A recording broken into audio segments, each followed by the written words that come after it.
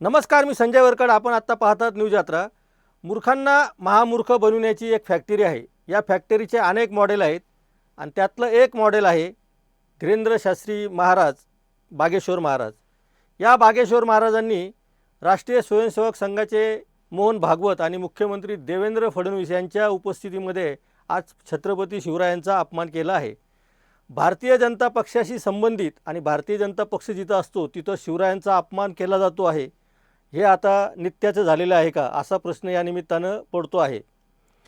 धीरेंद्र शास्त्री अर्थात हे काय बागेश्वर महाराज यांनी कुठून जावई शोध लावला आणि कुठल्या पुस्तकात वाचलं की छत्रपती शिवराय थकले होते आणि त्यांनी नंतर रामदास स्वामींच्या चरणी आपलं तलवारी आणि जिरेटोप नेऊन ठेवला आणि रामदास स्वामींनी त्यांना कशी आज्ञा केली आणि मी राज्याचा प्रमुख आहे वगैरे वगैरे काय आखले ते तारे तोडले या महाराजांनी, ते आधी बघूयात. आणि याच्यामागं हे ऐकल्यानंतर याच्यामागे भारतीय जनता पक्ष आणि RSSचं कसं षडयंत्र आहे, मुख्यमंत्र्यांनी या संदर्भामध्ये केलेला खुलासा किती दुटप्पीपणाचा आहे आणि RSS संत ज्ञानेश्वर जगद्गुरू तुकाराम माऊली यांच्याहीपेक्षा रामदास स्वामींना का असं महत्त्व देत आहे हे आपल्याला समजून घ्यायचं आहे. त्यामुळं आपण शेवटपर्यंत हे सगळं जे धार्मिक, आर्थिक आणि सामाजिक वातावरण बिघडवण्याचा जो कार्यक्रम भाजपने हाती घेतलेला आहे ते नीट समजून घ्या. छत्रपति वीर शिवाजी महाराज जब बहुत थक गए युद्ध करते करते, उनको लगा कि हम थक गए, तो एक दिन स्वामी समर्थ रामदास जी के पास गए और उन्होंने अपना मुकुट उतारा और कहा कि हमने बहुत लड़ाइयाँ लड़ ली, बहुत युद्ध कर लिया, अब कृपा करो कि अब हमें बहुत लड़ना नहीं, अब एक बड़ी दया करो, ये मुकुट संभालो आप, ये राजपाट आप संभालो, आपकी आज्ञा से ही हम चले, अब हमसे चला नहीं जा रहा, अब हमसे युद्ध लड़ा नहीं जा रहा, हम बहुत थक गए, अब हम विश्राम चाहते हैं, अब हम आराम चाहते हैं, अब हम कुछ दिन कुछ करना नहीं चाहते। मुस्कुराते हुए स्वामी समर्थ रामदास भगवान ने कहा, ठीक है, हमें स्वीकार है, लेकिन एक बात हम कहना चाह रहे, आप हमारे कौन हो? बोले हम आपके शिष्य हैं। तो वो हम कौन हैं? बोले आप गुरु हो। तो बोले शिष्य का कर्तव्य क्या है? बोले जो गुरु आज्ञा करे वो शिष्य का कर्तव्य है।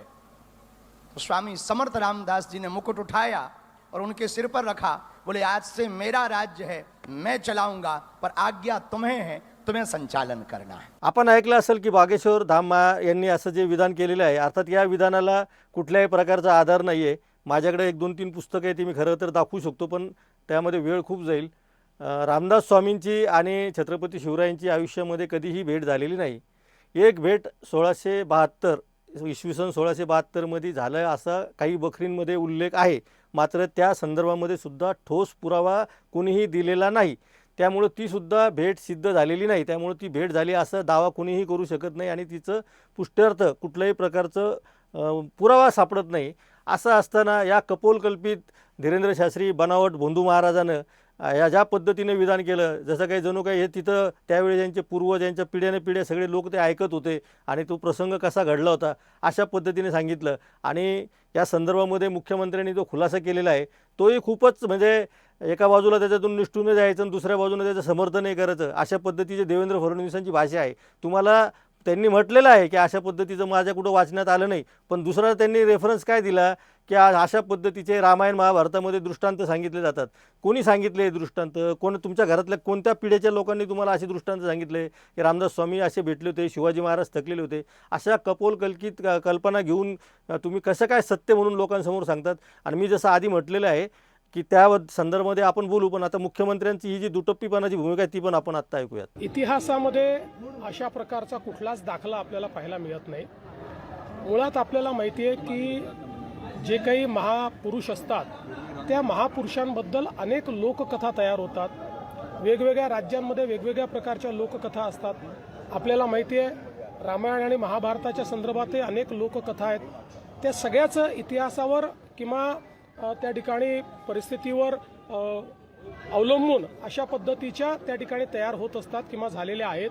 म्हणून मला असं वाटतं की मी याच्यावर एवढंच म्हणेन, जो इतिहास आपण शिकलेलो आहे तशा इतिहासामध्ये किंवा आपल्या इथे जे काही ग्रंथ उपलब्ध आहेत त्याच्यामध्ये अशा प्रकारचा कुठलाही दाखला नाही. आपल्या लक्षात आलं असेल की मुख्यमंत्र्यांनी सारवासारव करण्याचा प्रयत्न केलेला आहे. एकीकडं या विधानाला विरोध आहे असंही दाखवलं आणि दुसऱ्या बाजूनं रामायण महाभारताचे दाखले देत अशा पद्धतीचं विधान करायला लावलं. मी जसं आधी म्हटलं होतं की मूर्खांना महामूर्ख बनवण्याचा कारखाना यांनी सुरू केलेला आहे आणि तिथं मग ते व्यासपीठावर जे कोणी धीरेंद्र शास्त्रीच्या व्यासपीठावर जाणारे लोकसुद्धा त्याच रांगेत बसतात.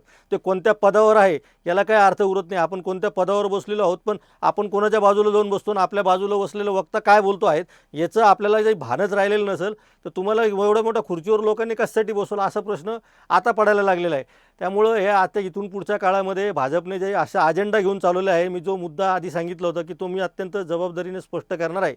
जगद्गुरू तुकाराम महाराज आणि संत ज्ञानेश्वरांचं महत्त्व कमी करून संत रामदासांच्या कर्तृत्वाविषयी, संत रामदासांच्या कार्याविषयी मला इथं आक्षेप नाही. मुळामध्ये हे जे षडयंत्र रचवलं जात आहे आणि रामदास स्वामी हे छत्रपती शिवरायांचे गुरु आहे असं तुम्ही विनाकारण आकांडतांडव करून वेगवेगळ्या पद्धतीनं सांगण्याचा जो केविलवाना प्रयत्न करत आहात तो आता या काळामध्ये चालणार नाही. कारण फुले शाहू आंबेडकरांनी बहुजन समाजामध्ये आणि सगळ्या समाजामध्ये प्रचंड विचार पोचवलेले आहेत. त्यामुळं आता ही जी प्रति इतिहास नावाचं एक पुस्तक आहे माझ्याकडं ते शिकरे सरांचं, त्याच्यामध्ये सुद्धा याचं सगळं खंडन केलेलं आहे पुराव्यानिशी आणि अनेक पुस्तकांमध्ये या सगळ्या गोष्टीचं खंडन केलेलं आहे. त्याचे रेफरन्स देत बसलो तर त्याच्यावर आपल्याला 2 तासाचा शो करावा लागेल, परंतु तसे आपण त्या तज्ज्ञांना बोलून करूच तो. कारण लोकांना जर असे खोटारडे लोक जर शिवाजी महाराजांविषयी काही सांगणार असतील तर नेमकं खरं काय झालं हे सांगण्याची जबाबदारी कोणतरी घेतली पाहिजे. त्यामुळं ते आपल्याला करायचं आहे. दुसरं जाता जाता अत्यंत शेवटची प्रतिक्रिया आपण या व्हिडिओमध्ये ऐकणार आहे. बालाजी महाराज म्हणून आहेत. इतिहासामध्ये छत्रपती शिवाजी महाराज आणि रामदास स्वामी यांची भेट झाल्याचा एकही पुरावा आज तागायत कुणी सादर केला नाही.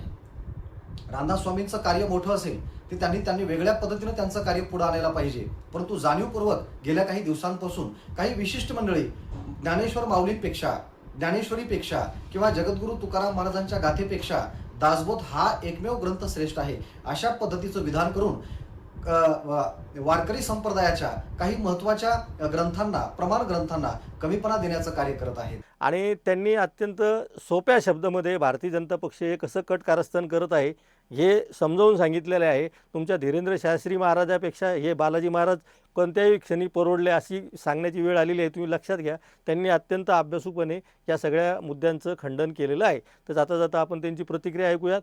या विषयावर वाद भडकलेला आहे. मुख्यमंत्री आणि हे सगळेच धीरेंद्र महाराजाच्या पाठीशी असल्यामुळं ते खोटा त्याला विरोध करत आहेत, परंतु त्यांच्या कार्यक्रमाला भाजपचेच लोक पैसा देतात. धीरेंद्र शास्त्रीचा मागे पुढे मागे फार मोठा घोटाळा उघडकीस आला तर नवल वाटण्याची शक्यता नाही. कारण हा प्रचंड भोंदू महाराज आहे आणि अक्षरशः यांनी महाराष्ट्रामध्ये येऊन आखल्याचे तारे तोडायला जो सुरू केलेलं आहे त्याच्याविरुद्ध आता वातावरण तापलेलं आहे.